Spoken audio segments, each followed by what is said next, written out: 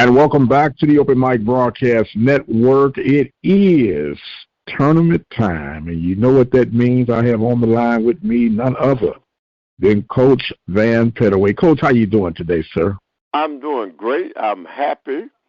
I'm elated that the tournament is getting ready to start, and I'm looking forward to the first round on Wednesday. Yes, sir, the first round on Wednesday, and all rounds will be able to be heard live here at the Open Mic Broadcast Network simply by going to our website, obenradio.com.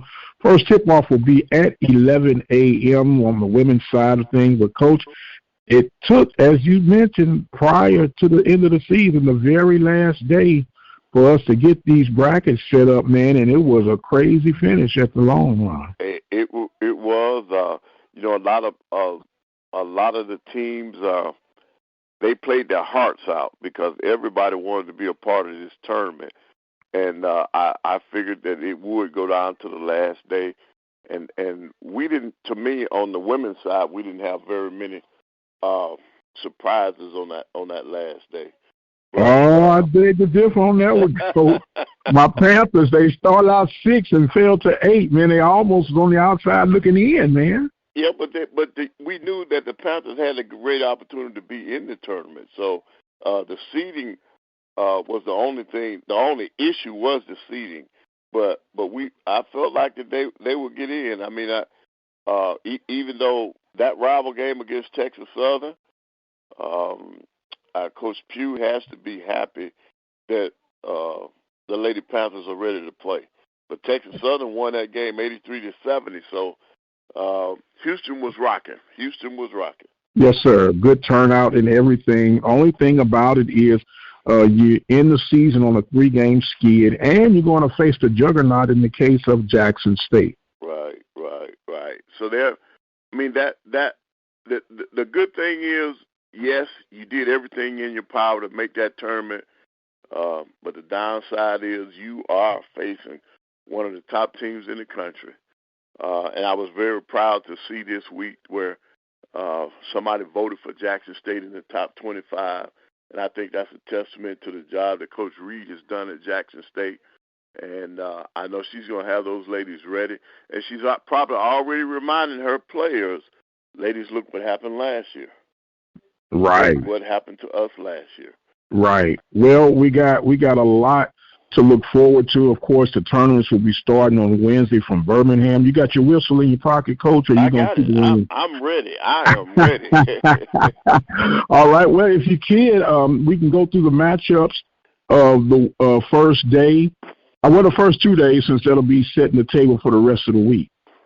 Right. Well, they like you said, on the women's side, the action kicks off at 11 a.m. and as I get some lights on, I'll be able to get everything in order. But the 11 o'clock start time is going to be tricky for some of the teams because no one has played this year at that time of day. But they'll make the adjustment. On the first matchup, we're going to have Southern. I'm reading the bracket that the SWAC has put out. Yes, so, Southern and Alcorn. Correct. Right. Southern and Alcorn will be there at 11 a.m. And then you got Grambling State playing Florida A&M. You got Arkansas Pine Bluff and Alabama A&M. Then you got Jackson State and Prairie View. So the matchups are set. What has to happen, everybody's got to come in, be settled. That first game on the women's side will take number 2 seed Grambling State against number 7 Florida A&M. And then later on at 5:30, Jackson State will take on your Prairie View Panthers. That's on Wednesday. On Thursday, Southern and Alcorn will be at 11, and then Arkansas Pine Bluff and Alabama A&M will be at 5:30 on the women's side. So those are the matchups on the first 2 days. Yes, sir. Now we know that the settings are the settings, and if you're Coach Pugh, you come in number 8. You're going up against a very tall order where anyone is going to face them. But being that you own a 3-game skid, you're playing the top seed, what are you telling your team in preparation for this matchup, Coach? Well, I would use what happened last year. I would show them that, this team can be beat. They'll probably be overlooking us, ladies. We just got to be prepared. We got to do what we can do best. And then they just got to go in and they just got to play lights out. You throw caution to the wind, just play. Just play. You can't look at the mystique because it is a mystique now. I want to say they've only lost 3 games over the last 3 years, and so that's a tall order. That's a tall order. Well, if any credit should be recognized, Prairie View is accountable for one of those 3 games. Right. So maybe that's a good thing to come in on. Another team that is very intriguing, and it hadn't been the same since the little debacle on their bench, and that's Arkansas Pine Bluff. What are you telling your team if you're Coach Thornton? Well, Coach Thornton is looking at, ladies, we know what happened the last time we played Alabama A&M. We've got to put that behind us. We need to get back to the championship game, and it starts with us. And then the other thing that she should look at, she should bring up the history of Alabama A&M. They've never gotten out of the first round of the SWAC tournament. So I would use that as motivation. But the biggest thing is we don't want our season to end on a sour note. They lost to Alcorn State 59-52. So we got a new season. It's a new beginning. Let's take this tournament. Let's be ready to play. Yes, sir. Now, outside of Jackson State, who's obviously the choice, or not should I say the choice, but, the heavy favorite, who do you see possibly can get on a good run? I know all of them are capable, but that matches up well with Jackson State. Well, I think physically, it is Arkansas Pine Bluff, but I just think that with Grambling State winning 10 in a row, I think they're a very, very good team that can give Jackson all that they can handle. When you got Jackson State has won 18 in a row, but Grambling State has won 10 in a row, they're also a very hot team, and so I think Grambling should be the one. The number 2 seed should be looking ahead if they want to at this point and say, we want and we need Jackson State in that championship game. Okay. Well, as the old saying go, be careful what you ask for, right? Yes, sir. We're in preparation for SWAC 2024 basketball tournament from Birmingham, Alabama. Talking to Coach Van Pettaway right now. We'll slide on over to that men's division. Not that we're discrediting the women's division, but it's such a heavy favorite with Jackson State. This men's division is very intriguing, Coach, when you look at the matchups and the final standings. Right, and once again, you got 2 teams that finished at a great pace, even though Grambling State lost their last game. I still think that they will probably be the favorite, I think, among some of the people that put it together. But I'm going to tell you this. You cannot count out Texas Southern because, they played some tremendous basketball coming down the stretch also. And those matchups, I don't think anybody fears anybody when it comes to the men. Whereas I think on the women's side, you got some teams that in the back of their mind, they're saying that, Jackson State is that juggernaut. I don't think they're saying that. I don't think they're saying that on the men's side. Right. I think everybody that's in Birmingham, going to Birmingham, feels like they got an opportunity. They have a shot. They Absolutely. have a chance. Alcorn has been extremely hot too, Coach, where they finished the season off too. Right. Yeah, 10 in a row. So they're the hottest team going in. I was shocked that Grambling State losing to Alabama State, but at the same time, people in Huntsville were sitting and hoping that Bama State could pull that game off because, for the Bulldogs to get in, they needed not only to win, but they needed some luck also. and Arkansas Pine Bluff lost to Alcorn 104-95. That game was played early in the day, so our staff at A&M knew that Pine Bluff had lost, and so all we were hoping for it was a victory over Southern, and the Bulldogs pulled that off by beating Southern 66-56. Now, despite the great season by Arkansas Pine Bluff, they don't make the tournament. Mm-hmm. They missed out on the tournament. So the men, we got some intriguing matchups on that first day. Alabama A&M starts it off for the men. They number 7 seed, they play Alcorn State. The number 2 seed, that's at 2:00, and then later on that evening or later on that night, number 1 seeded Grambling State will play host to number 8 Alabama State. So you got 2 Alabama teams playing that first day. You should have a pretty decent crowd following that. And then the following day, you're going to have Texas Southern and Jackson State at 2:00. And then in the nightcap, you'll have Southern and Bethune-Cookman. But, right. But like we said, on the men's side, I don't think they fear anybody.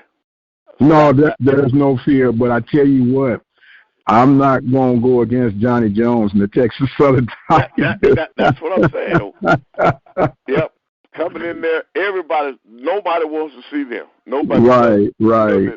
They're tournament tested. And then, we on the men's side, other than Alcorn, which has won 9 in a row, I said 10 earlier, Jackson State, they've won 3 in a row. Everybody stumbled coming down the stretch with the exception of Alcorn State. Mm-hmm. Everybody stubbed their toe coming down. So now they got to do a reset. Jackson, Grambling, I thought the Grambling was in the driver's seat when they won it. 3 with 2 games left, but then they stumped their toe against Bama State in overtime.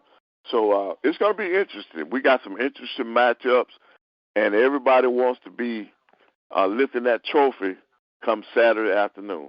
Absolutely. Now, we know that, as you say, it's a restart for this third season within the season of basketball. And there's always the shoot-arounds that are so critical in such a time of this point of the season. When you set your travel up, like in the case if you're playing on Thursday, when do you plan to leave from your comforts of your home to be on the road in that strange environment? Is it the sooner you get there, the better you can adjust, or how do you plan on doing that as a coach? Well, as a coach, I would get there as soon as as financially I'm able to. If I play on Thursday, I want to try to get in there Tuesday. Would be my best estimation, because the other thing that you got to do, they're going to give you only like 30 minutes to shoot around at the site. So I want to take advantage of that so we'll be familiar with what's going on. And then in the other venues around the city of Birmingham, you'll set up your normal practice times. And then I just want my kids to be able to enjoy the conference tournament. So in other words, I want to get there early enough. And like in our case, Alabama A&M, our men and women will be there to support each other. And that's what you have to do coming down the stretch, because this is it. Everybody's looking for the same thing, posting that trophy so that they can get that automatic to the NCAA playoffs. Yes, sir. Now, Coach, I know you probably give some advice to them Bulldogs, but if you were to give advice to all of these teams, coaching-wise, what would that advice be, sir? Don't have any regrets. In other words, this time of year, you can't hold back, especially you seniors. This is it. This is your last. The next game could be your last game. Don't you want to extend your season? And so I will be encouraging them to give it their all as they hit the floor, because there is no tomorrow. Absolutely. You got to lay it on the line right now.